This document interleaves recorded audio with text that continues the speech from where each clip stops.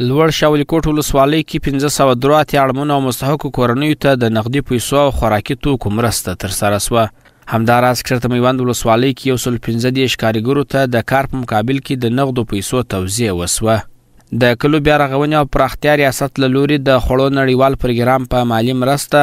او د بشري خیریه مؤسسې په تخنیکي همکاري لوړ شاولي کوټ ولسوالۍ کې 1583 اړمنو او مستحقو کورنیو ته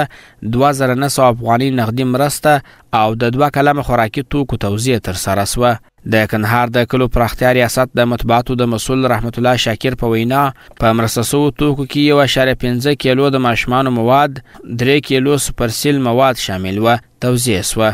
کندهار ولایت کلو د بیرغونې پراختیا ریاست په لوړ شاولي کوټ ولسوالۍ کې 1583 کورنیو سره د 900 افغانیو یو نقدي مرسته او 2 کلمه خوراکي توکي چې په یاد خوراکي توکو کې 1.5 کیلو د کوچنیانو مواد او 3 کیلو سپرسیل مواد شامل و توزیع کړه.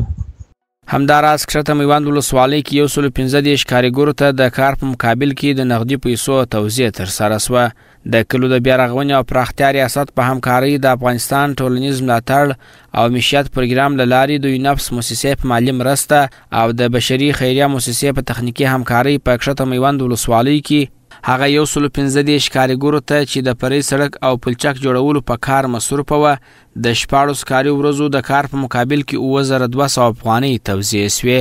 د کندهار ولایت کلو د بیا رغونې پراختیا ریاست په کشرته میوند ولسوالۍ کې چې د یونفس مؤسسې په مالي مرسته او د CHA مؤسسې په تخنیکي همکارۍ د یو پرې سړک او یو پلچک جوړولو کې 115 نفر اخته و په کار باندې د 14 ورځو کار څخه وروسته هر نفر ته 2200 افغانۍ توزیع کړه.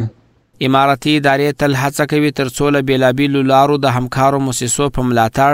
د خپلو هیوادوالو لپاره د کار زمینه برابره او د دوی اقتصادي ستونزې حل کړي.